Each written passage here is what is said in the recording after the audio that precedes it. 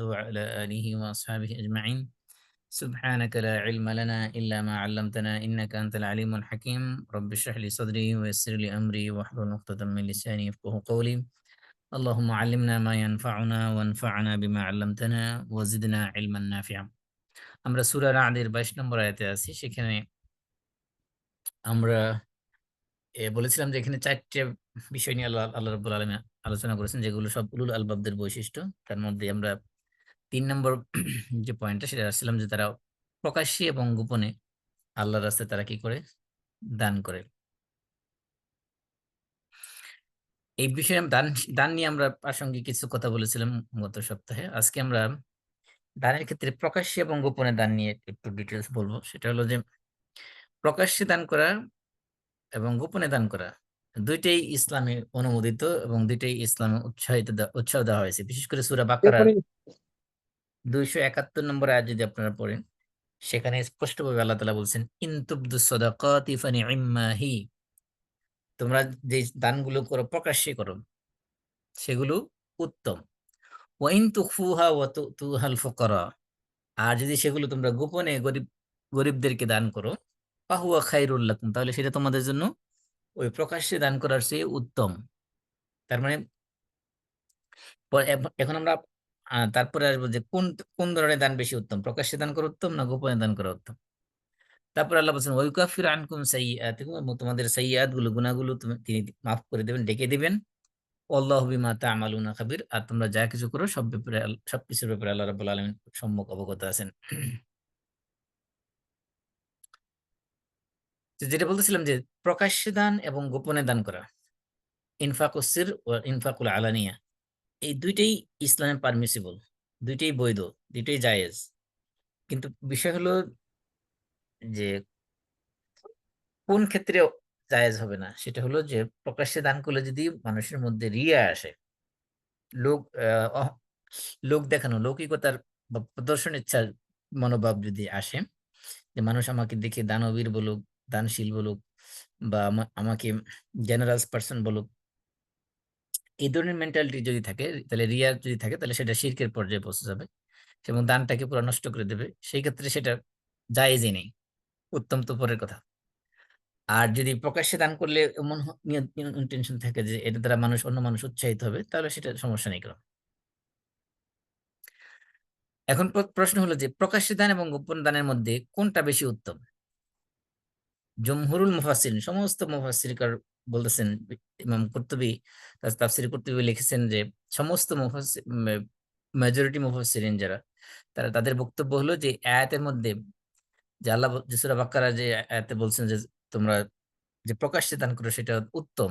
এখানে বলতে প্রকাশ্যে দান বলতে আপনার নফল দান সদকা, যেটা যেটা অব্লিগেটরি না, ফরজ জাকাত না, ফরজ জাকাত ছাড়া অন্যান্য নফল যে সকল দান সদকা আমরা করি সেগুলোকে উদ্দেশ্য করা হয়েছে। তার মানে বোঝানো হয়েছে যে নফল যে সকল দান সদকা আছে সেগুলো গোপনে করা হলো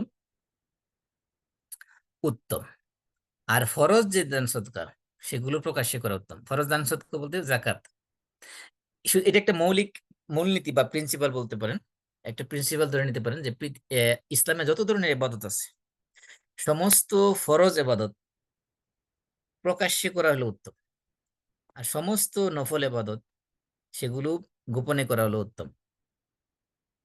এটা ধরেন আপনি নামাজই ধরেন, নামাজ আপনি ফরজ নামাজ মসজিদে যাবে প্রকাশ্যে পড়বেন, এটা উত্তম। আবার নফল সুন্নত এগুলো ঘরে পড়বেন, সেটাই উত্তম। একাকী পড়বেন, সেটা উত্তম। আবার জাকাত সাওমের ক্ষেত্রে, রোজার ক্ষেত্রে রোজা তো দেখানোর বিষয় না। তারপরে নফল রোজা যদি আপনি কখনো রাখেন, সেটা মানুষের সামনে ডিসক্লোজ না করে, মানুষের কাছে না বলা, যে মনে করেন রোজা রেখে আহ দুপুরের বেলা আরেকজনের সাথে বাইরে গেলেন, বললেন যে না আমি রোজা, আমি খাবো না। এই যে আমি রোজা, এটা বলা তো দরকার নেই, আমি খাবো না তোটুকু বললে যথেষ্ট। তার মানে নফল সালাত হোক, সাওম হোক এবং জাকাত ডোনেশন হোক, যে কোনো ডোনেশন, সেটা যদি নফল ডোনেশন হয়, ফরজ ডোনেশন না হয়, সেটা গোপনে করাই উত্তম। তাহলে এটা এখানে মূলনীতি হলো যে আমরা পাইলাম যে কোনো ইবাদত, শুধুমাত্র দানের ক্ষেত্রে না, যে কোনো ইবাদত যদি সেটা ফরজ হয় সেটা প্রকাশ্যে করা উত্তম, আর যদি গোপন হয়, সরি, নফল ইবাদত হয়, তাহলে সেটা গোপনে করা উত্তম। কারণ কি? কারণ হলো প্রকাশ্যে যদি ফরজ ইবাদত গুলো করা হয়, এর মাধ্যমে ইসলামের যে একটা শিআর, ইসলামের যে একটা সৌন্দর্য, এটা মানুষের মধ্যে ফুটে ওঠে। মানুষ এগুলো দ্বারা উৎসাহিত হয়। আর কোন কোন মুফাসসির কেরাম বলছেন যে এই আয়াতের মধ্যে যে যে বলছে, আল্লাহ তাআলা যেখানে বলেছেন যে প্রকাশ্যে দান করা উত্তম, এখানে বলা হয়েছে যে শুধুমাত্র ফকিরদের ক্ষেত্রে এই আয়াতের এটা মুকাইয়াত করা হয়েছে, অর্থাৎ এটা ফকিরদের জন্য স্পেসিফিক। ফকিরদের দান করার ক্ষেত্রে গোপনে দান করার জন্য উত্তম বলা হয়েছে। অন্যান্য এমনি নফল দানও গোপনে করা উত্তম, প্রকাশ্যে না করে। এখানে উত্তমের ক্ষেত্রে আল্লাহ তাআলা যত জায়গায় দানের কথা বলেছেন, প্রকাশ্যে এবং গোপনে দান করতে বলে উৎসাহ দিয়েছেন, সব জায়গায় গোপনে দানটাকে আগে নিয়েছেন। সিররান প্রথমে আনছেন, তারপরে আলানিয়া আনছেন, তারপরে প্রকাশ্যে এনেছেন। আমরা যদি কয়েকটা উদাহরণ দেখি, যেমন সূরা বাকারার 271 নম্বর আয়াতে তো আমরা বললামই।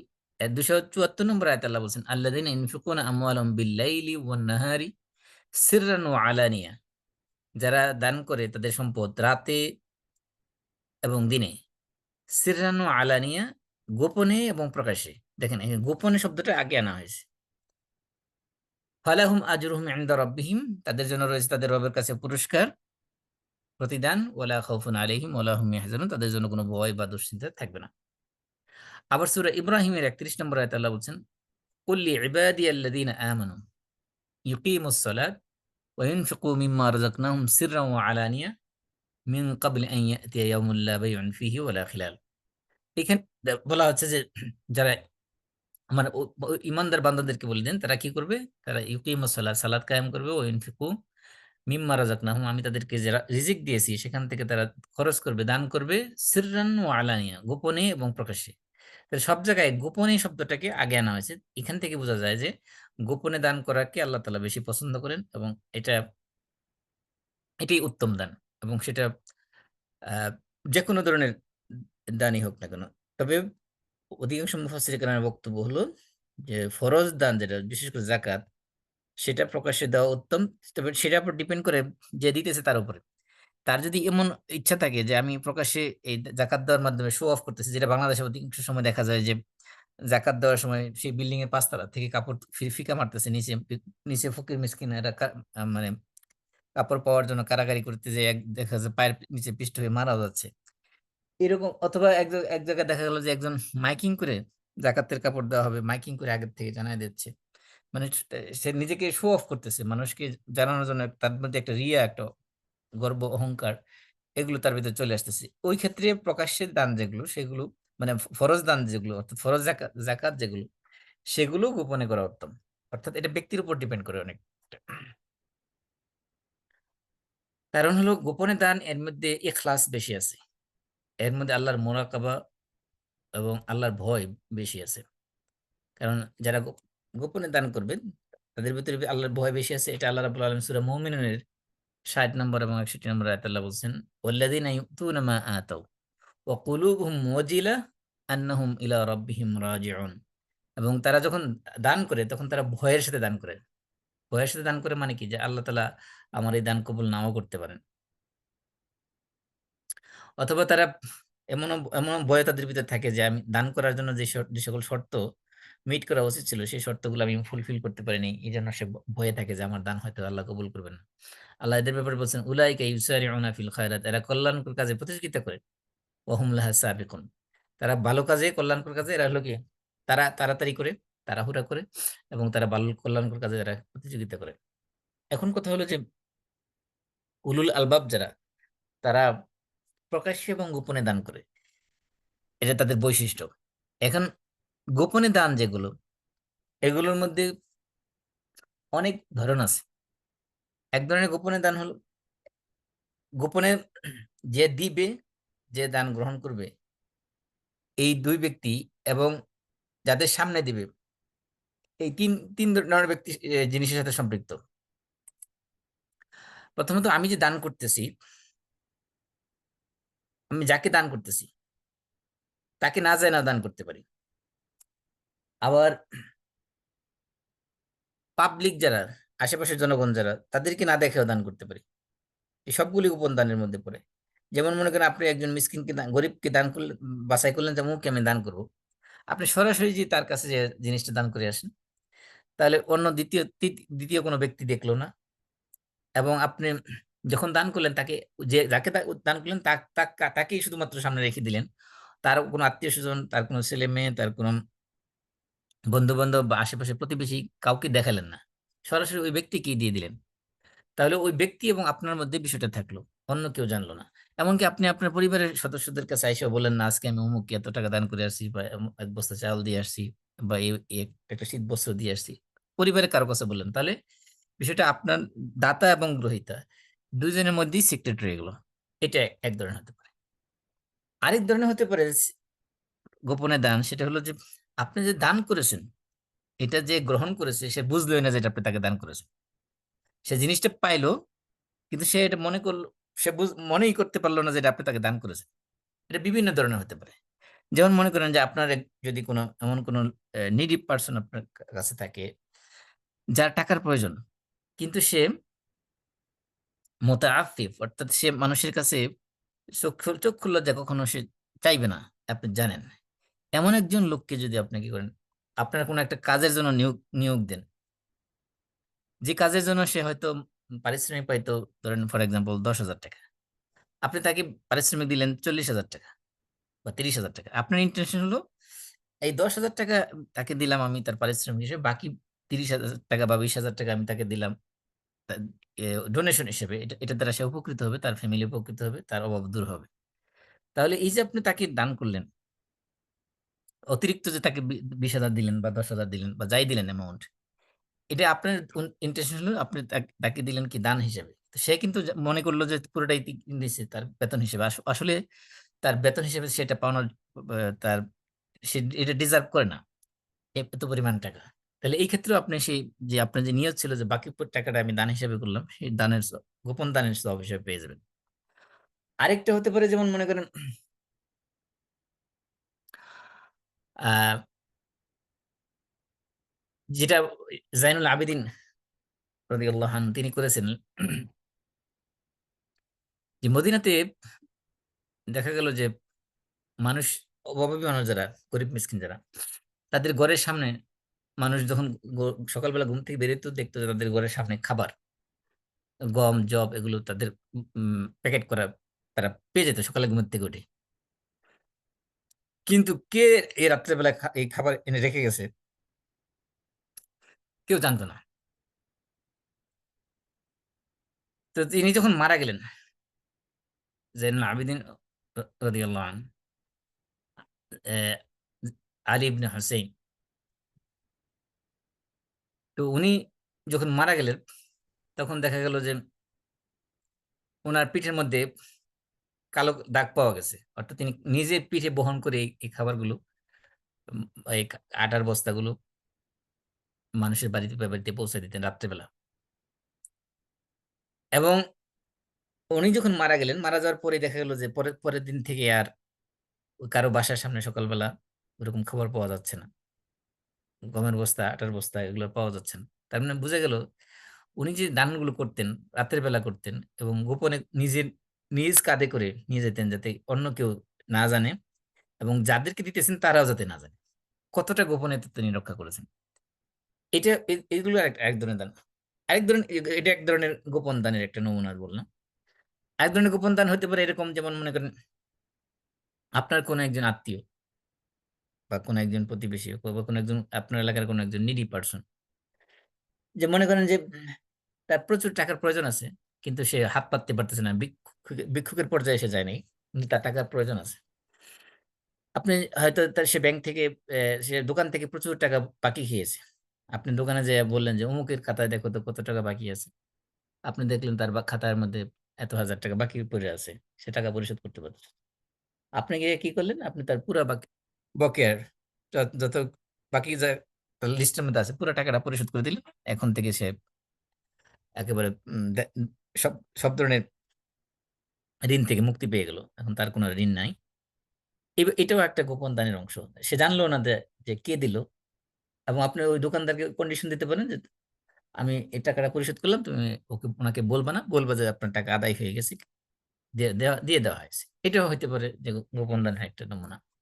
তাহলে গোপন দান আল্লাহ রাবুল আলমের কাছে বেশি প্রিয় প্রকাশ্য দানের চেয়ে। তবে প্রকাশ্য যদি সেটা ইয়ে হয়, ফরজ ইবাদত হয়, তাহলে সেটা প্রকাশ্যে করা উত্তম, কিন্তু সেক্ষেত্রে খেয়াল রাখতে হবে যদি সেখানে রিয়া না থাকে, একটা কন্ডিশন আছে। তারপরে আমরা আসি যে পরবর্তী যে বৈশিষ্ট্য উলুল আলবাবদের, সেটা হলো ওয়ায়াদরাউনা বিল হাসানাতি সাইয়্যাতা। ওয়ায়াদরাউন, এবং তারা দমন করে, প্রতিহত করে, বিল হাসানাতি, হাসানা মানে উত্তম জিনিস দিয়ে, উত্তম জিনিস দ্বারা প্রতিহত করে। কি কি প্রতিহত করে? আর সাইয়্যাতা মানে সাইয়্যা, খারাপকে। তারা ভালো দ্বারা মন্দকে বা খারাপকে তারা প্রতিহত করে বা দূরীভূত করে। এটা হলো উলুল আলবাবদের আরেকটা অন্যতম বৈশিষ্ট্য। এখানে দেখেন দুইটা শব্দ ব্যবহার করা আছে, হাসানা এবং সাইয়্যা। হাসানা এবং সাইয়্যা এই দুইটাই কম্প্রিহেন্সিভ ওয়ার্ড। হাসানা বলতে বোঝানো হয়েছে, বলা হচ্ছে, হাসানার সঙ্গে বলা হচ্ছে যে ইসমুন জামিউন লিকুল্লি মা ইউকাররিবু ইলাল্লাহ। যে হাসানা হলো এমন একটা কম্প্রিহেন্সিভ ওয়ার্ড, এর ভিতরে ইনক্লুড করে সমস্ত ইবাদত, সমস্ত ভালো কাজ, যার মাধ্যমে মানুষ আল্লাহর নৈকট্য হাসিল করতে পারে, আল্লাহর কাছে যাইতে পারে, সওয়াব হাসিল করতে পারে, সব কিছু হাসানার মধ্যে শামিল। আর সাইয়্যাও এরকম। সাইয়্যা হলো তার অপোজিট, তার অ্যান্টোনিম। সাইয়্যা বলতে এমন সমস্ত কাজকে বোঝানো হয় যেগুলোকে বান্দা, যে কাজগুলো মানুষকে আল্লাহর কাছ থেকে দূরে সরাই দেবে। মানুষ যে কোনো গুনার কাজকে সাইয়্যা বলা হয়, এবং যে কোনো নেকের কাজকেই হাসানা বলা হয়। আর আল্লাহ তাআলা বলছেন সূরা ফুসিলাতে 34 নম্বর আয়াতে, ওয়ালা তাস্তাউিল হাসানাতু ওয়ালা সাইয়্যা। হাসানা এবং সাইয়্যা, ভালো এবং মন্দ, এই দুইটা কখনো সমান হতে পারে না, দুইটা কখনো এক হতে পারে না। তাহলে ইমানদার, উলুল আলবাবদের বৈশিষ্ট্য হলো তারা, তাদের স্বভাবজাত বৈশিষ্ট্য, তারা সব সময় খারাপের বিনিময়ে বা খারাপকে প্রতিহত করে খারাপ দিয়ে না।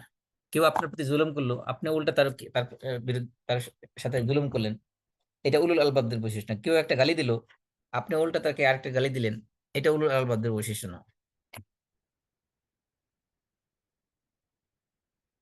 সরি। তো উলুল আলবাবদের বৈশিষ্ট্য হলো তারা সবসময় মন্দকে প্রতিহত করে ভালো দিয়ে।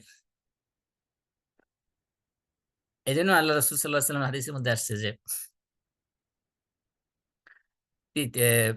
মুআয ইবনে জাবাল থেকে এবং আবু যর জুনদুব ইবনে জুনাদা থেকে বর্ণিত হাদিসে আসছে যে আল্লাহ রাসূল সাল্লাল্লাহু আলাইহি ওয়াসাল্লাম বলেছেন, ইত্তাকিল্লাহ হাইসুমা কুনত।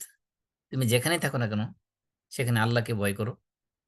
ওয়া আতবিইস সাইয়্যাতাল হাসানাতা তামহুহা। আর খারাপ কাজ করার পরে, খারাপ কাজের পরপরই ভালো কাজ করো, তাহলে কি করবে? ওই ভালো কাজ খারাপ কাজটাকে মুছে দেবে। ওয়াখালিকিন নাসা বিখুলুকিন হাসান। আর মানুষের সাথে উত্তম আচরণ করবে, উত্তম চরিত্রের ব্যবহার করবে। তাহলে এখানে এই যে ওয়াত বি সাইয়্যাত আল হাসানা তামহুহা, এই অংশটুকু হাদিসের মূলত কোরআনের ওই আয়াতেরই ব্যাখ্যা, ওয়ায়াদরাউনা বিল হাসানাতি সাইয়্যা। আল্লাহ রাসূল বলছেন যে তুমি যদি কি করো, খারাপ কাজ করার পরে, গুনার কাজ করার পরে একটা নেকের কাজ করো, একটা ভালো কাজ করো, তাহলে তোমার ওই ভালো কাজটা তোমার খারাপ কাজটাকে মুছে দেবে, ঢেকে দেবে। এমনকি হাদিসের মধ্যে আসে যে আল্লাহ রাসূল সময়ে একজন লোক, সে একটা গুনাহ করে ফেলেছে, যেটা কবিরা গুনাহ নয়, সগীরা গুনাহ। অর্থাৎ নারী গঠিত একটা ব্যাপার, যেটা বড় কবিরা গুনাহ না, বরং ছোট একটা সগীরা গুনাহ। মানে সে একটা নারীকে কিস করেছে, এবং সে আল্লাহ রাসূলের কাছে এসে, সে এজন্য সে অনুতপ্ত হয়েছে, এবং আল্লাহ রাসূলের কাছে এসে তার জন্য আহ, কি করণীয়, সে আল্লাহ রাসূলের কাছে এসে তার শাস্তি দাবি করছে যে আমাকে এর জন্য শাস্তি দিন। আল্লাহ রাসূল সাল্লাল্লাহু আলাইহি ওয়াসাল্লাম নীরব রইলেন। তো নামাজ ওয়াক্ত হলো, আজান হলো, নামাজ শেষ হলো, তো আল্লাহ রাসূল জিজ্ঞেস করলেন, ওই লোকটা কোথায় যে আমাকে প্রশ্ন করেছিল? তখন সে লোক যখন আসলো, আল্লাহ রাসূল সাল্লাল্লাহু আলাইহি ওয়াসাল্লাম তাকে কোরআনের এই আয়াত পড়ে শোনালেন। আল্লাহ তাআলা কোরআনের আয়াত নাযিল করলেন সূরা হুদের ১১৪ নম্বর ১৫ নম্বর আয়াত। ওয়াকিমিস সালাতা তরাফাইন নাহার ওয়া যুলাফাম মিনাল লাইল ইন্নাল হাসানাত ইযহিবনাস সাইয়্যাত। এই এই এই অংশটুকু, ইন্নাল হাসানাত ইযহিবনাস সাইয়্যাত, নিঃসন্দেহে হাসানাত গুলো, এই হাসানা এর বহুবচন হলো হাসানাত, আর সাইয়্যা এর বহুবচন হলো সাইয়্যাত।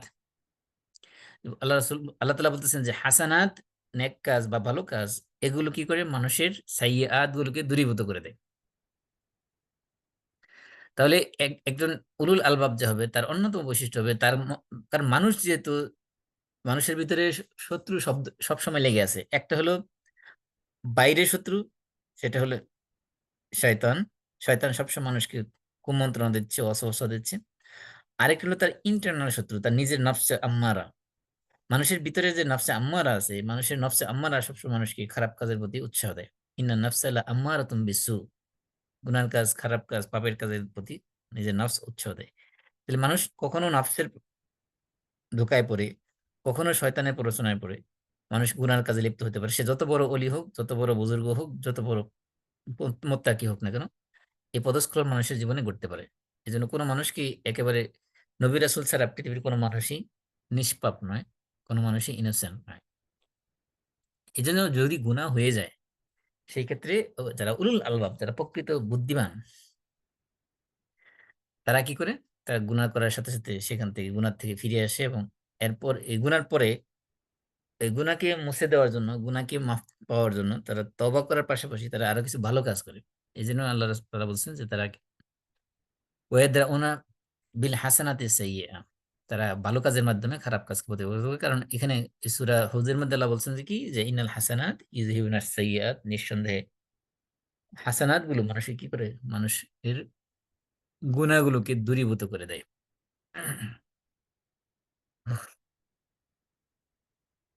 আর এইজন্য আল্লাহ রাব্বুল আলামিন রাত এবং দিন, এই যে পরিবর্তনটা দিয়েছেন, আল্লাহ বলছেন হুয়াল্লাযী জাআলাল লাইলা ওয়ান নাহার, আল্লাহ তাআলা রাত এবং দিন এটা বানিয়েছেন কি কারণে? একটার পিছনে আরেকটা খিলফাতান, মানে একটার পরে আরেকটা দিয়েছেন। কারণটা কি? লিমান আরাদা আন ইয়াযাক্কারা আও আরাদা শুকুরা, যা আ মানুষ যাতে কি করতে পারে, রাতে এবং দিনের, যারা দিনে গুনাহ করেছে, রাতের বেলা যাতে সেই গুনাহের জন্য মাফ চাইতে পারে, যারা রাতের গুনাহ করেছে দিনের বেলা যাতে সেগুলো আল্লাহর কাছে মাফ চেয়ে নিতে পারে।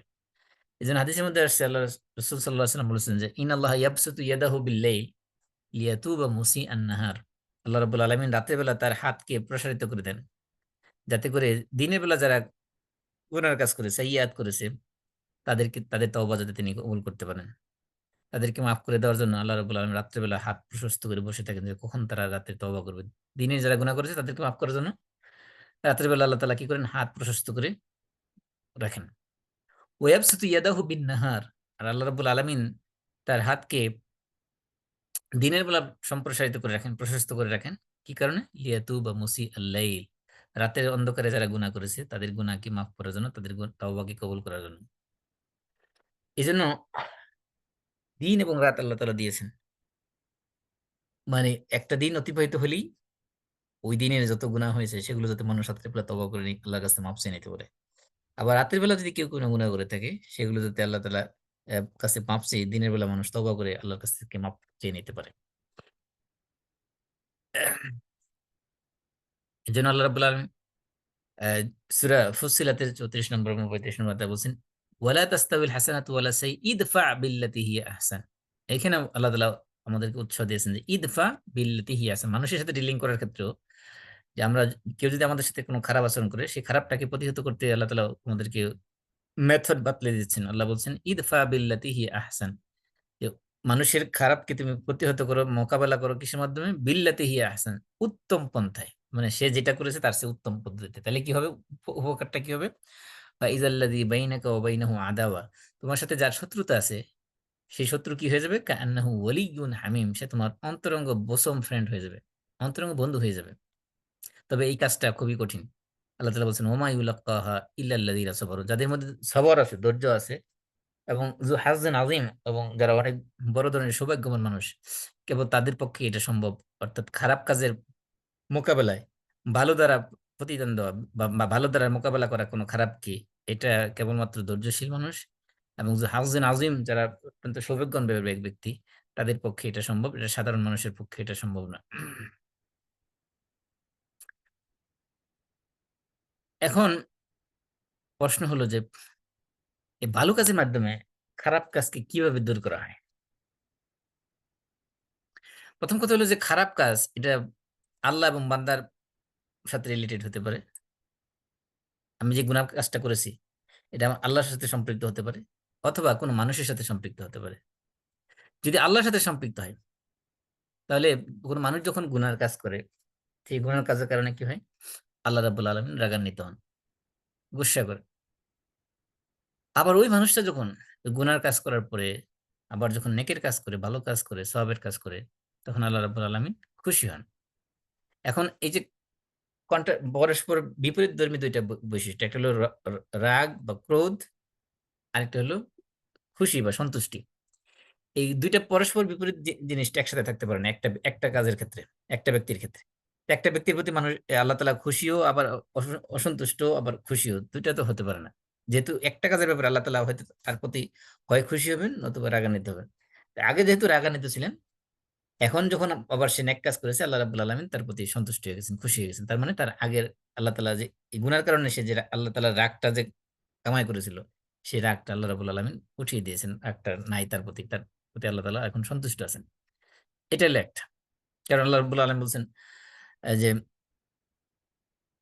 সাবাকাত রাহমাতি গাদাবি, যে আমার এই রহমত আমার গজব, রাগের থেকে রাগের অগ্রবর্তী হয়ে গেছে। অর্থাৎ কি, আল্লাহ রাব্বুল আলামিনের ক্ষেত্রে ওনার রহমত সবসময় রাগের আগে থাকে। রাগটাকে আল্লাহ রাব্বুল আলামিন রহমতটাকে বেশি প্রাধান্য দিয়ে থাকেন। আর যদি এমন হয় যে কোন বান্দা যে খারাপ কাজটা করেছে বা গুনার কাজটা করেছে, সেটা যদি তার কোনো মানুষের সাথে সম্পৃক্ত হয়, তাহলে সেটা কি হবে? এখন মানুষের সাথে সম্পৃক্ত, যেমন কারোর প্রতি আপনি জুলুম করেছেন। এখন জুলুম করার পরে আপনি একটা নেক কাজ করেছেন, সওয়াবের কাজ করেছেন। এখন এটার দ্বারা ওই ব্যক্তির সাথে সম্পৃক্ত গুনাহ, এর মাধ্যমে আপনার গুনাহ দূর হবে কিভাবে? খারাপ কাজের গুনাহ কিভাবে দূর হবে? বলা হচ্ছে যে যদি বান্দার হক নষ্ট করা হয়, সেই হক বান্দার কাছ থেকে মাফ চেয়ে নিতে হবে। সেটা আল্লাহ রাব্বুল আলামিন মাফ করবেন না। কিন্তু এমন হতে পারে যে সে এই খারাপ কাজ করার পরে, বান্দার সাথে সম্পৃক্ত কোনো খারাপ কাজ সে করার পরে যদি সে আল্লাহর কাছে তওবা করে এবং ভালো কাজ করে, সেই ভালো কাজের সওয়াবকে আল্লাহ রাব্বুল আলামিন এত পরিমাণে দিবেন যে কিয়ামতের ময়দানে, যখন কিয়ামতের ময়দানে কারেন্সি মূলত একটাই, কিয়ামতের কারেন্সি হলো হাসানাত এবং সাইয়্যাত। এই হাসানাত এবং সাইয়্যাত হলো কিয়ামতের মুদ্রার নাম, কারেন্সির নাম। এগুলো দিয়ে লেনদেন হবে কিয়ামতের ময়দানে। হাসান এবং সাইয়্যা ছাড়া দুনিয়ার অন্য কোনো লেনদেন সেখানে নাই। তাহলে আল্লাহ তাআলা কি করবেন?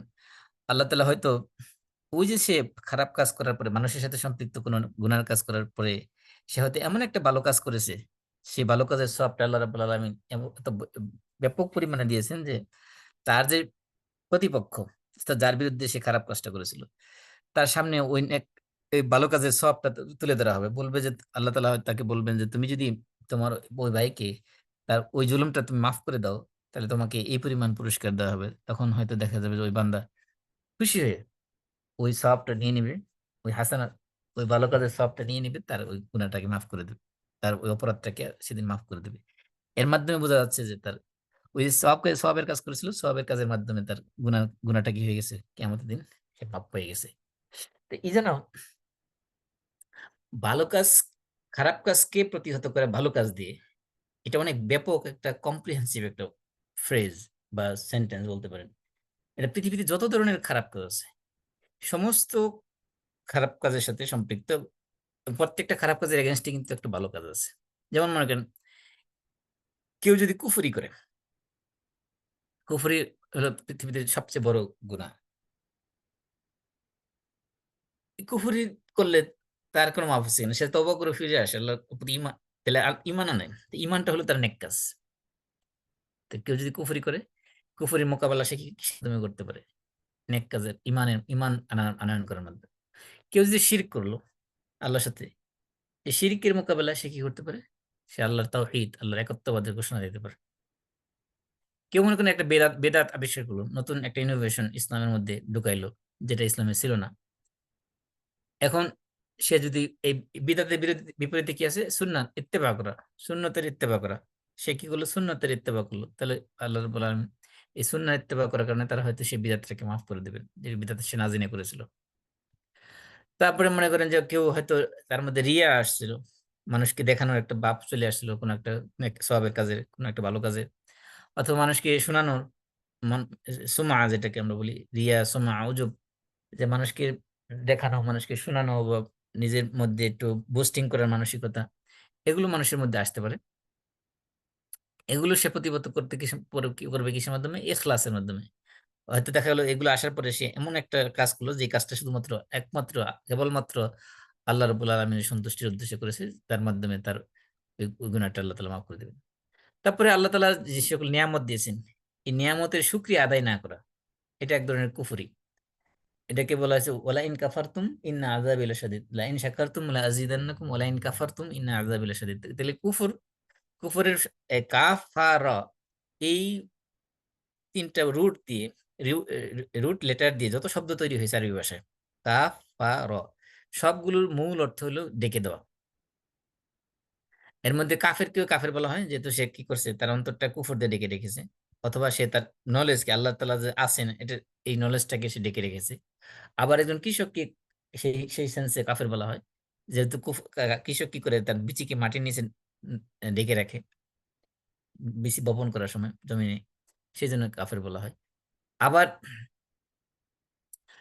আল্লাহ তাআলা নিয়ামতের শুকরিয়া আদায় না করা, এটাও কুফর বলা হয়, যেহেতু সে এখানে কি করেছে, আল্লাহ তাআলার কৃতজ্ঞতাকে সে ডেকে রেখেছে।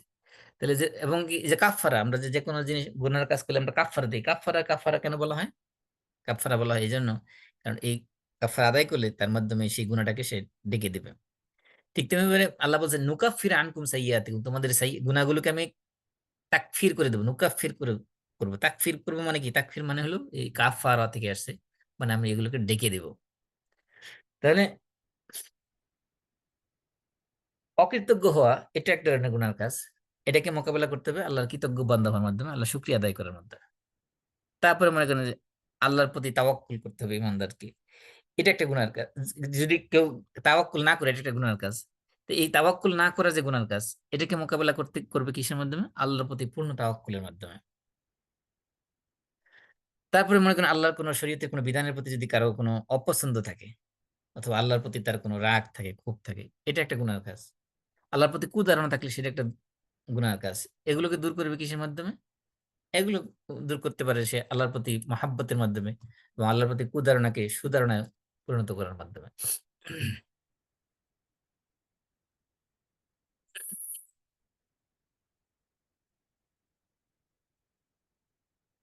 তারপরে আপনার যেমন আছে আল্লাহর জিকির না করা, গাফেল হওয়া, এটা একটা গুনার কাজ। এই গুনার কাজ একজন বান্দা সে মোকাবেলা করবে কিসের মাধ্যমে, জিকিরের মাধ্যমে। তারপর আল্লাহর আহ তাকদীরের প্রতি অসন্তুষ্ট থাকা, আল্লাহ তাআলা আমাদের তাকদীরের জন্য যা রেখেছেন, লিখে রেখেছেন, এগুলোর প্রতি অসন্তুষ্ট থাকা, এটা এক ধরনের গুনার কাজ। সে এই যে আল্লাহর প্রতি অসন্তুষ্ট থাকার যে গুনাহ, এটা আমরা দূর করতে পারি আল্লাহর যে তাকদীরে যা কিছু লিখেছেন, যা কিছু আমাদেরকে দিয়েছেন দুনিয়াতে, এগুলোর প্রতি সন্তুষ্ট থাকার মাধ্যমে। ঠিক তেমনি ভাবে আল্লাহর ভয় অন্তরে না থাকা, এটা একটা গুনার কাজ। এটা আমরা পরিবর্তন করতে পারি আল্লাহর ভয় অন্তরের মধ্যে জাগ্রত করার মাধ্যমে। ঠিক তেমনি ভাবে মানুষের সাথে সম্পৃক্ত যে সকল লেনদেন আছে, এগুলো খারাপ যেগুলো আছে সেগুলোকে আমরা ভালো দ্বারা প্রতিহত করতে পারি। যেমন মনে করেন মিথ্যা কথা বলা, মিথ্যাকে আমরা প্রতিহত করতে পারি কিসের মাধ্যমে, সত্যের মাধ্যমে। খেয়ানত করা, খেয়ানতকে প্রতিহত করবো কি সময়, ভালোর মাধ্যমে। ভালোর কাজ কি করতে পারি, যে সেটা হলো আমানতদারিতা রক্ষা করা, ও অঙ্গীকার রক্ষা করা, প্রতিশ্রুতি রক্ষা করা, এগুলোর মাধ্যমে। তারপরে মানুষের যে অশ্লীল কথাবার্তা বলা, সেগুলোকে আমরা প্রতিহত করতে পারি মানুষের সাথে ভদ্র আচরণের মাধ্যমে, শালীন কথাবার্তা আচরণের মাধ্যমে, শালীন কথাবার্তা বলার মাধ্যমে। মানুষের মধ্যে যদি জুলুম করার মানসিকতা থাকে, জুলুম একটা গুনার কাজ, সাইয়্যা, এই জুলুমকে আমরা প্রতিহত করতে পারি জাস্টিস প্রতিষ্ঠা করার মাধ্যমে, আদলের মাধ্যমে। তারপরে মানুষকে যদি কষ্ট দিয়ে থাকি আমরা, যে কোনো কাজের মাধ্যমে কষ্ট দিলে সেই কষ্টটাকে আমরা দূরীভূত করতে পারি তাদের প্রতি ইহসান করা, ভালো আচরণের মাধ্যমে। কাউকে যদি আমরা কারোর সাথে শত্রুতা করে থাকি, সেই শত্রুতা বা কারো বিরুদ্ধে যদি কোনো প্রতিশোধ নিয়ে থাকি, রিভেঞ্জ নিয়ে থাকি, সেগুলোকে আমরা, অথবা কেউ আমাদের বিরুদ্ধে যদি আহ, শত্রুতা করে থাকে, তাকে আমরা ক্ষমা করে দেওয়ার মাধ্যমে সেটার প্রতি ভালো দ্বারা পরিবর্তন করতে পারি। যে কোনো ধরনের সুউল মুআশারা যদি আমাদের সাথে খারাপ আচরণ যদি কারো কারো পক্ষ থেকে পেয়ে থাকি, এটা ফ্যামিলি মেম্বার হোক বা অন্য দূরের সম্পর্কে কেউ হোক, কোনো ধরনের খারাপ ব্যবহার যদি আমাদের সাথে করে, সেটাকে ভালো ব্যবহার দ্বারা আমরা পরিবর্তন করতে পারি। এমনকি যদি আহ কৃপণতা, কৃপণতা এক ধরনের খারাপ গুণ মানুষের মধ্যে। যদি আমাদের মধ্যে কৃপণতার গুণটা থেকে থাকে, তাহলে আমরা দানশীল হওয়ার মাধ্যমে সেই কৃপণতার গুণকে দূর করতে পারি। কঠোর হওয়া, নিষ্ঠুর হওয়া, এটা এক ধরনের খারাপ কাজ। এই খারাপ কাজকে আমরা কোমলতা দিয়ে আমরা পরিবর্তন করতে পারি। তারপরে মানুষের সাথে ধোঁকা প্রতারণা করা, বিশেষ করে বেচা কেনার সময় মাল আহ, দেওয়ার সময় কম দেওয়া, মালে ভেজাল দেওয়া, এই যে কম দেওয়া, তাৎক্ষিক করা যেটা, বা ঘিস করা, প্রতারণা করা, এগুলোকে আমরা প্রতিহত করতে পারি পরিপূর্ণভাবে। মানুষকে মেপে দেওয়ার ক্ষেত্রে পরিপূর্ণ দেওয়ার মাধ্যমে। তারপরে নির্লজ্জ, বেহায়াপনা, এগুলো গুনার কাজ। এগুলোকে আমরা প্রতিহত করতে পারি হায়ার মাধ্যমে, লজ্জাশীলতার মাধ্যমে, মডেস্টির মাধ্যমে, আমাদের চেস্টিটি রক্ষা করার মাধ্যমে। তারপরে আমাদের মধ্যে ব্যক্তি আমরা কি বলি যে সেলফিশ, সেলফিশ মেন্টালিটি আমাদের থাকতে পারে, যে আমরা শুধুমাত্র নিজেকে নিয়ে চিন্তা করি। সেক্ষেত্রে আমরা সলিডারিটির কনসেপ্ট, আমরা তাকাফুলের কনসেপ্ট আনতে পারি, সমাজের মানুষের বিপদ আপদে দাঁড়াইতে পারি। আমাদের মধ্যে অহংকার থাকতে পারে, অহংকারকে আমরা বিনয় দিয়ে পরিবর্তন করতে পারি। আমাদের মধ্যে চগলখড়ি, মানুষের ব্যাপারে কুধারণা, এগুলো আসতে পারে, সেগুলো আমরা প্রতিহত করতে পারি মানুষের ব্যাপারে সুধারণার মাধ্যমে। আমাদের মধ্যে ঐক্যের মধ্যে ফাটল ধরতে পারে, যেগুলো গুনার কাজ, সেগুলোকে আমরা প্রতিহত করতে পারি ঐক্যবদ্ধ হওয়ার মাধ্যমে। আমরা মানুষকে খারাপ কাজের দেখে চুপ থাকতে পারি, এটা একটা গুনার কাজ। ভালো কাজের আদেশ নাও করতে পারি, এটাও গুনার কাজ। আমরা এগুলোকে দূর করতে পারি মানুষকে ভালো কাজের আদেশ, খারাপ কাজের নিষেধ, আমরে বিল মারুফ নেহি আনিল মুনকারের মাধ্যমে। আমাদের যদি আমরা যদি পেশেন্সলেস হয়ে থাকি, যে আমাদের মধ্যে ধৈর্য নাই, আমরা ইমপেশেন্ট এমন যদি হয়ে থাকি, তাহলে আমরা সেগুলো সবর এখতিয়ার করার মাধ্যমে আমরা সেগুলোকে মোকাবেলা করতে পারি। আমরা যদি তাড়াহুড়া প্রবণ হয়ে থাকি, যে কোনো কাজে এমন তাড়াহুড়া করি, যে কাজ তাড়াহুড়া করার কারণে হয়তো দেখা যায় যে কাজটা হক মতো সঠিকভাবে আদায় করতে পারতেছি না, সেক্ষেত্রে আমরা ধীরস্থিরতা অবলম্বন করার মাধ্যমে করতে পারি। আমরা কোনো কাজের মধ্যে অবহেলা করা, মানে কোন রকম দায় সারা গোছের কাজ করা, এটাও এক ধরনের খারাপ কাজ। এভাবে না করে আমরা কাজটাকে পারফেক্টলি করার মাধ্যমে আমরা সেটা দূর করতে পারি। আমাদের মধ্যে কাপুরুষতা থাকতে পারে, যেটা ইসলামের দৃষ্টিতে একটা খারাপ কাজ, খারাপ গুণ। এই কাপুরুষতাকে আমরা বীরত্বের মাধ্যমে পরিবর্তন করতে পারি।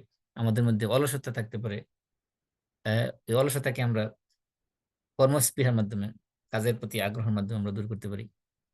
আমাদের মধ্যে ব্যক্তিত্বহীনতা, মানে একেবারে নিচু মেন্টালিটির মানুষের হতে পারে, এটা একটা খারাপ গুণ। এগুলোকে আমরা উন্নত ব্যক্তিত্ব চর্চা করার মাধ্যমে আমরা সেগুলোকে পরিবর্তন করতে পারি। আমাদের মধ্যে নিষ্ঠুরতা বা হার্ড হার্ডনেস, যেটা কি, অথবা হার্ডশিপ বা হার্ডনেস যদি আমরা বলি, অন্তরের মধ্যে কঠোরতা কম আসতে পারে, সেগুলোকে আমরা অন্তরকে কোমল করার, মানুষের প্রতি দয়া প্রদর্শন করার মাধ্যমে সেগুলোকে মোকাবিলা করতে পারি। তার মানে আমি যে এই যে উদাহরণগুলো বললাম, এগুলো জাস্ট কয়েকটা এক্সাম্পল বললাম, যে পৃথিবীতে যত খারাপ কাজ আছে, ওই খারাপ কাজের এগেনস্টে ভালো কাজ আছে। আবার যত ভালো কাজ আছে, ভালো কাজের এগেনস্টে খারাপ কাজ আছে। এই জন্য আমরা ভালো কাজ, খারাপ কাজগুলো যদি আমাদের দ্বারা হয়ে যায় কখনো, সেগুলোর এগেনস্টে আমরা কি করব, ভালো কাজের মাধ্যমে সেগুলোকে মোকাবেলা করব। এটাই হলো ইসলামের শিক্ষা। আর এই যে ভালো এবং খারাপ, এগুলোর চারটা মানে মারাত্মক বা স্টেজ রয়েছে। হাদিসের মধ্যে আসছে যে আবু হুরায়রা রাদিয়াল্লাহু আনহু থেকে বর্ণিত হাদিস, ক্বালা আল্লাহু আযজা ওয়া জাল্লা, এটা হাদিসে কুদসি, মানে যে হাদিসে কুদসি হলো ওই হাদিস যে হাদিসে আল্লাহ তাআলা বলেছেন বলে বলা হয়, অর্থাৎ এই কথাটা আল্লাহর কথা কিন্তু রাসূল নিজের ভাষায় ব্যক্ত করেছেন। এটা একটা হাদিসে কুদসি। হাদিসে কুদসিতে আল্লাহ রাব্বুল আলামিন বলতেছেন যে ইযা হাম্মা আবদি বিহাসানাতিন ওয়া লাম ইয়ামালহা কাতাবতুহা লাহু হাসানা, যে আমার বান্দা যখন কোন একটা হাসানাত বা নেক কাজের ইচ্ছা করে, নেক কাজের জন্য পরিকল্পনা করে, চিন্তা করে, তাহলে আমি তার জন্য এর জন্য একটা নেক দিয়ে দিই, একটা নেক লিখে দিই। মানে জাস্ট নিয়ত করেছে, ইন্টেনশন করেছে, পরিকল্পনা করেছে, কিন্তু কাজটা এখনো এক্সিকিউট করে নাই, কাজটা এখনো করে নাই বাস্তবে। এটা হলো প্রথম লেভেল। 2 নম্বর, ফাইন আমিলাহা কাতাবতুহা আশরা হাসানাত ইলা সাবিমিয়াতি দিরফিন, যদি সে আমলটা করে, যে কাজটা করার সংকল্প করেছিল, ইরাদা করেছিল, ইন্টেনশন করেছিল, সেই কাজটা যদি সে বাস্তবে করে ফেলে, তাহলে আল্লাহ রাব্বুল আলামিন তার জন্য 10 থেকে 700 গুণ পর্যন্ত সওয়াব আল্লাহ তাআলা লিখে দেন। এটা হলো হাসানার ক্ষেত্রে। আর সাইয়্যার ক্ষেত্রে ওয়া ইযা হাম্মা বিসাইয়্যাতিন ওয়া লাম ইয়ামালহা লাম আকতুবহা আলাইহি, তাহলে প্রথম মর্তবা হলো যে ভালো কাজের নিয়ত করলেই একটা সওয়াব দেওয়া হয়। দ্বিতীয় মর্তবা বা স্টেজ হলো যে ভালো কাজ যখন করা হয় তখন কি করা হয়, তখন তার সওয়াব 10 থেকে মিনিমাম 10 আর 700 গুণ বা তার চেয়েও বেশি আল্লাহ তাআলা বাড়িয়ে দেন। 3 নম্বর স্টেজ হলো যদি কোনো খারাপ কাজে নিয়ত করে, ওয়াইন হাম্মা বিসাইয়্যাতিন ওয়া লাম ইয়ামালহা, খারাপ কাজে নিয়ত করলো কিন্তু সেই খারাপ কাজটা সে করলো না, তাহলে তার জন্য কিছুই কোনো গুনাহই লেখা হলো না। ফাইন আমিলাহা, আর যদি সে খারাপ কাজ যে করার পরিকল্পনা করেছিল বা নিয়ত করেছিল সেটা যদি সে করে ফেলে, কাতাবতুহা সাইয়্যাতান ওয়াহিদাতান, তাহলে আমি তার জন্য শুধুমাত্র ওই একটা গুনার কারণে, এক গুনার কাজের কারণে একটা গুনাই তার জন্য, তার বিরুদ্ধে লিখে দেই। তাহলে বোঝা গেল 4টা স্তর। ভালো কাজের ক্ষেত্রে যদি নিয়ত করা হয় তাহলে সওয়াব দেওয়া হয়, আবার যদি কাজটা করে দেওয়া হয়, করে ফেলা হয়, তাহলে 10 থেকে 700 গুণ পর্যন্ত বা তার চেয়ে বেশি সওয়াব বাড়িয়ে দেওয়া হয়। আর খারাপ কাজে যদি নিয়ত করা হয় কিন্তু কাজটা করে হলো না কোনো কারণে, তাহলে তার জন্য কোনো গুনাহ লেখা হয় না। আর যদি খারাপ কাজ নিয়ত করার পরে সেটা যদি পরিকল্পনা বাস্তবায়ন করে ফেলা হয়, তো কাজটা করে ফেলা হয় খারাপ কাজটা, তাহলে শুধুমাত্র একটা গুনাহই লেখা হয়। এটা আল্লাহ রাব্বুল আলামিনের রহমত এবং আল্লাহ রাব্বুল আলামিনের লুৎফ এবং আল্লাহ রাব্বুল আলামিনের দয়া। তাহলে এখানে আমরা 4টা মর্তবা আমরা পেলাম। এমনকি হাদিসের মধ্যে আসছে যে যে ডান কাজের ফেরেশতা মানুষের হাসানাত গুলো লেখেন এবং বাম কাজের ফেরেশতা মানুষের সাইয়্যাত গুলো রেকর্ড করেন। এবং হাদিসে আসছে যে ইন্না সাহিবা শিমা লা ইয়ারফাউল কলাম সিত্তা সাআত আনিল আবদিল মুসলিমিল মুখতি আবিল মুসিব, যে বাম কাদের ফেরেশতা বান্দা যখন কোনো গুনার কাজ করে ফেলে, কোনো সাইয়্যাত করে ফেলে, তখন বাম বাম কাদের যে ফেরেশতা সে তার কলমকে 6 ঘন্টা পর্যন্ত উঠিয়ে রাখে, অর্থাৎ 6 ঘন্টা পর্যন্ত সে ওই খারাপ কাজের রেকর্ড লিখে না। কারণ কি? গুনাহ করেছে কিন্তু গুনাহ করার পরেও 6 ঘন্টা পর্যন্ত ওই ফেরেশতা ওয়েট করতেছে, এখনো লেখে নাই রেকর্ড খারাপ কাজটা। বলা হচ্ছে ফাইন নাদিমা ওয়াস্তাগফারাল্লাহ মিনহা ওয়া আলকাহা ওয়া ইল্লা কুতিবাত ওয়াহিদা, যদি সে লজ্জিত হয়, অনুতপ্ত হয়, হ্যাঁ, সে যদি এই খারাপ গুনার কাজ করার কারণে সে নিজে নিজে মনে মনে অনুতপ্ত হয়ে আল্লাহর কাছে ইস্তেগফার করে, ক্ষমা প্রার্থনা করে, তাহলে সেটা কি করেন, সেটা ফেরেশতা আর লিখেন না। আর যদি না করে 6 ঘন্টা পরেও, ওয়া ইল্লা কুতিবাত ওয়াহিদা, তাহলে ওই একটা গুনার কারণে তার আমলনামায় একটা গুনাই, গুনার কাজের কারণে একটা গুনাই লেখা হয়। তাহলে এখানে একটা গুরুত্বপূর্ণ বিষয় হলো যে 6 ঘন্টা একটা গুরুত্বপূর্ণ বিষয়। তার মানে আপনার দিনের বেলা যে গুনাহটা করা হয়েছে, এরপরে আপনার অথবা রাতের বেলা যে গুনাহটা করা হয়েছে, রাত থেকে আপনার 6 ঘন্টা সময় পাবেন দিনের মধ্যে। দিনের গুনাহটা রাতের 6 ঘন্টা সময় পাবেন এর মধ্যে তওবা করার জন্য। এর মধ্যে যদি তওবা করা হয় তাহলে ওই গুনাহটা রেকর্ডই করা হবে না, লেখাই হবে না। ওইটা মনে হবে যে নাই। এজন্য আল্লাহ রাসূল বলছেন ওয়া আতবি সাইয়্যাতাল হাসানাতা তামহুহা। তামহুহা মানে ওটাকে মুছে দেবে। একবার ইরেজ করে দেবে। মানে এটা আপনার রেকর্ডই নাই, আদৌ নাই। এটা একদম মুছে দেওয়া হয়েছে, মুছে ফেলা হয়েছে রেকর্ড থেকে। রেকর্ডের মধ্যে আর নাই। অর্থাৎ মনে হবে কোনদিন আপনি এই গুনাহ করেনই। তাহলে এই যে তওবা করা, এটা হলো অন্যতম একটা মাধ্যম যার মাধ্যমে আমরা কি করতে পারি, আমাদের সাইয়্যাত গুলোকে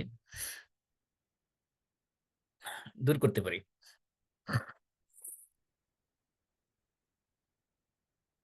তারপরে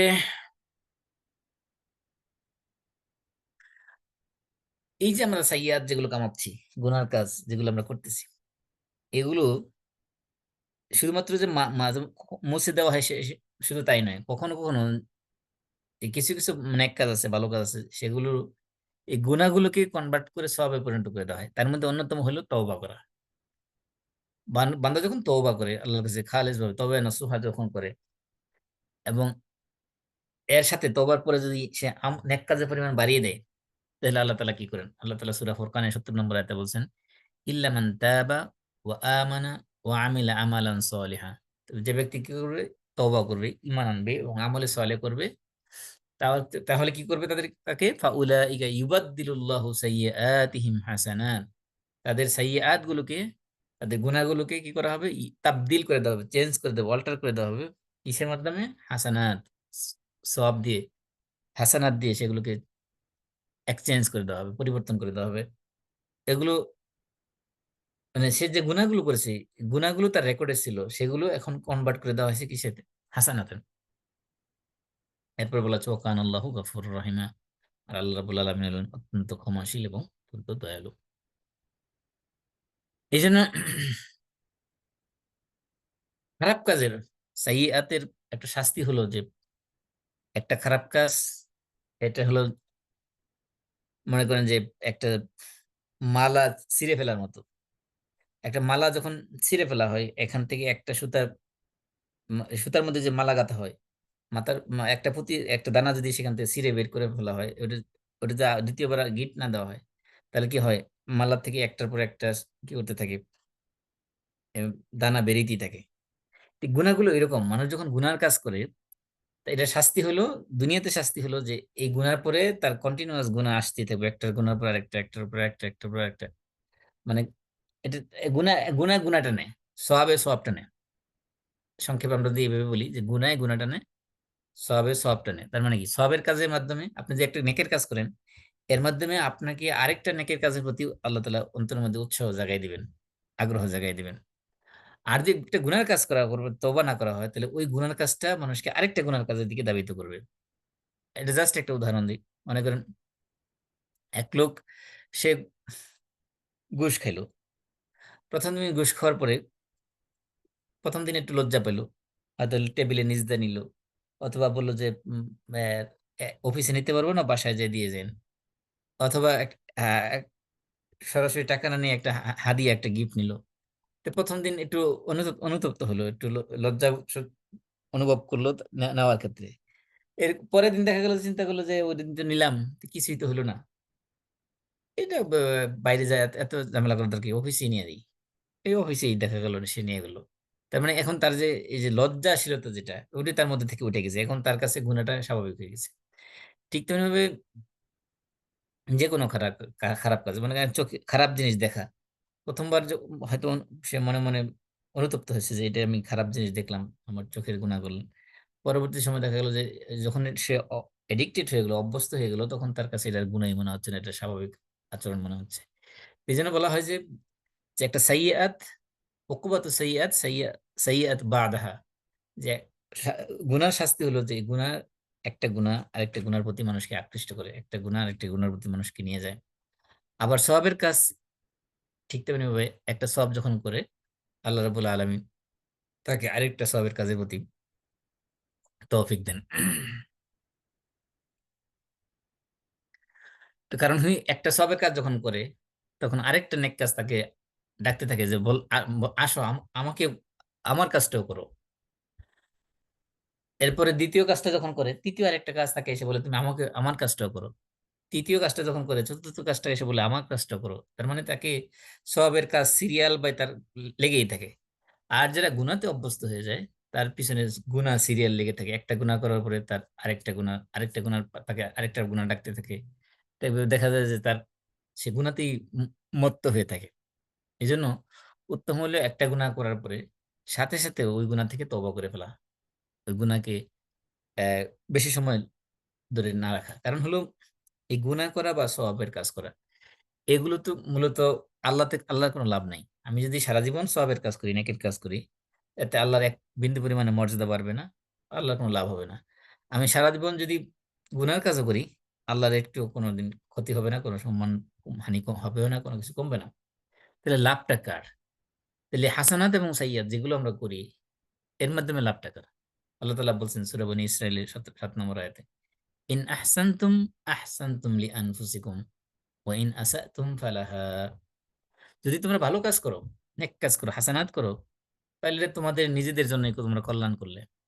ওয়া ইন আসাতুম, আর যদি তোমরা সাইয়্যাত করো, খারাপ কাজ করো, গুনার কাজ করো, ফালাহা, তাহলে তোমাদের নিজেদের এগেনস্টে কাজটা করলা, নিজেদের বিরুদ্ধে, নিজের ক্ষতি করার মাধ্যমে জন্যই করলা।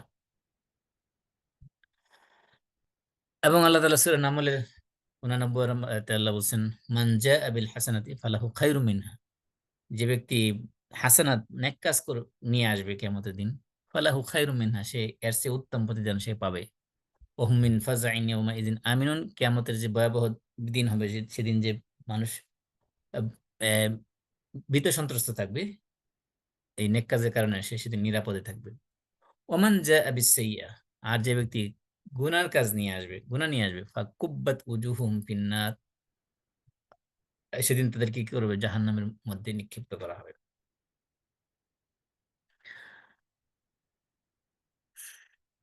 এজন্য এই হাসানাত, এগুলো মানুষের অন্তরের মধ্যে এক ধরনের নূর তৈরি করে।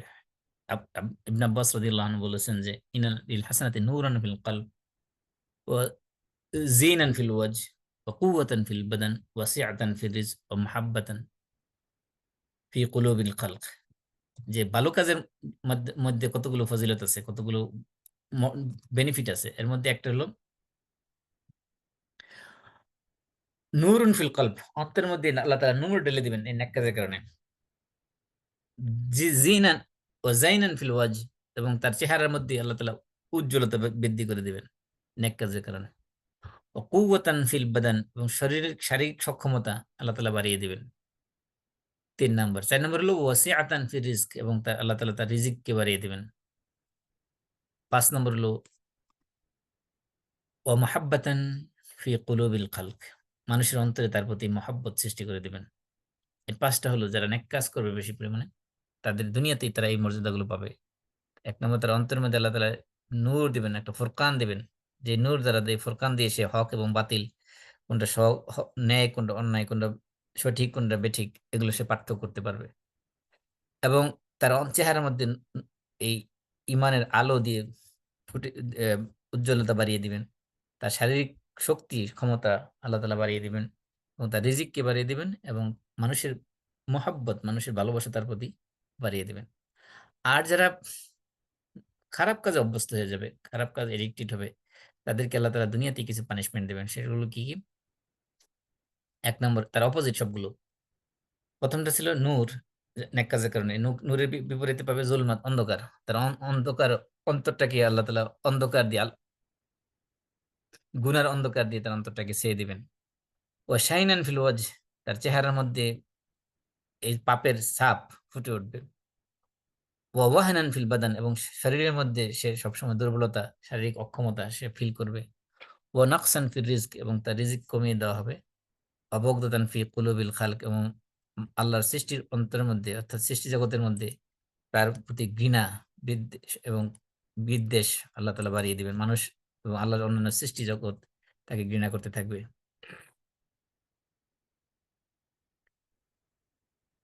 এই জন্য যে আমাদের যে যে বিষয়টা সবচেয়ে খেয়াল রাখা উচিত, সেটা হলো যে আমরা সওয়াবের কাজ, সওয়াবে জারিয়া, হাসানাতে জারিয়া প্রতি আমাদের আগ্রহী হওয়া উচিত, এবং সাইয়্যাতে জারিয়া বা গুনাহে জারিয়া, এগুলো যাতে আমরা না করি সেই দিকে খেয়াল রাখা উচিত। মনে রাখতে হবে যে আপনার হাসানাত এবং সাইয়্যাত, মৃত্যুর পরে মানুষের যদিও কি হয়ে যায়, আমলের দরজা বন্ধ হয়ে যায়, কিন্তু কিছু কিছু আমল আছে যেগুলো তার মৃত্যুর পরেও চালু থাকে। সেটা ভালো কাজও হতে পারে, খারাপ কাজও হতে পারে। তাহলে কিছু মানুষ আছে তার হাসানাত এবং সাইয়্যাত দুইটাই চালু আছে মৃত্যুর পরে। তাহলে তার পরিণতি কি হবে? তার ভালো কাজের ভালো কাজ জারি আছে, দুনিয়াতে ভালো কাজ রেখে গেছে যেগুলো কন্টিনিউয়াস চলতে থাকবে। খারাপ কাজ রেখে গেছে যেগুলো কন্টিনিউয়াস চলতে থাকবে। আবার কিছু মানুষ আছে যে তার মৃত্যুর সাথে সাথে খারাপ কাজগুলো সব বন্ধ হয়ে গেছে, মানে খারাপ কাজ করার সুযোগ নাই, কিন্তু সে কিছু সদকায়ে জারিয়া করে গেছে যেগুলোর মাধ্যমে তার কবরের মধ্যে সব কন্টিনিউয়াস পৌঁছতে আছে। আর কিছু মানুষ আছে যার মৃত্যুর সাথে সাথে তার নেক কাজগুলো বন্ধ হয়ে গেছে কিন্তু গুনার কাজগুলো তার জারি আছে। এই জন্য আমাদের সবসময় খেয়াল রাখা উচিত যে আমরা দুনিয়াতে যে কাজগুলো করি সেই কাজের, আমি যে আজকে মারা যাই, মারা যাওয়ার পরে আমার কোনো গুনাহ জারিয়া বা সাইয়্যাত জারিয়া আমি রেখে গেলাম কিনা। তাহলে দেখা যাবে আমার মৃত্যুর পরেও আমার ধ্বংসের রাস্তা আমি দুনিয়াতে খুলে রেখে গেলাম। এই জন্য একজন প্রকৃত উলুল আলবাব যে হবে তার বৈশিষ্ট্য হবে সবসময় সে কি করবে, ওয়াইদরাউনা বিল হাসানাতি সাইয়্যা, সে খারাপ কাজকে সবসময় হাসানাত দ্বারা সে মোকাবেলা করবে। একটা মানুষ সে ভালো আচরণ করবে, একজন ভালো মানুষ সে তার যে খারাপ আচরণ করলো আপনার প্রতি, তার প্রতি ভালো আচরণ এই জন্য করবেন না যে সে আপনার ভালো আচরণ পাওয়ার উপযুক্ত, বরং এই কারণে করা উচিত যে একজন উলুল আলবাব যে সে ভালো কাজ আচরণ করবে এই কারণে যে সে নিজে ভালো, অর্থাৎ যে আমার প্রতি খারাপ আচরণ করলো আমি যদি তার মোকাবেলায় তার তার সাথেও খারাপ আচরণ করি তাহলে আমি তার সমানে হয়ে গেলাম। তাহলে একজন উলুল আলবাব যেহেতু সে একজন বুদ্ধিমান মানুষ, একজন ওয়াইজ পারসন, সে কখনো খারাপের মোকাবেলায় খারাপ দিয়ে করবে না, সে খারাপের মোকাবেলায় সবসময় ভালো দিয়ে করবে। এটি উলুল আলবাবদের বৈশিষ্ট্য। এদের জন্য পুরস্কার রয়েছে উলাইকা লাহুমুল উকবাদ দার, এবং যাদের মধ্যে এই বৈশিষ্ট্যগুলো রয়েছে তাদের জন্য রয়েছে উকবাদ দার, মানে কি বোঝানো হয়েছে জান্নাত। সেই জান্নাতের বর্ণনা ইনশাল্লাহ আমরা আগামী ক্লাসে বলবো বিস্তারিত। কারো কোনো প্রশ্ন আছে? না থাকলে আমরা শেষ করে দিচ্ছি। আমরা কাফারাতুল মাজলিস পড়ি। সুবহানাকাল্লাহুম্মা ওয়া বিহামদিক আশহাদু আল্লা ইলাহা ইল্লা আনতা আস্তাগফিরুকা ওয়া আতুবু ইলাইক। আসসালামু আলাইকুম ওয়া রাহমাতুল্লাহি ওয়া বারাকাতুহু। ওয়ালাইকুম আসসালাম। ওয়ালাইকুম আসসালাম ওয়া রাহমাতুল্লাহি। ওয়ালাইকুম আসসালাম রহমতুল্লাহ।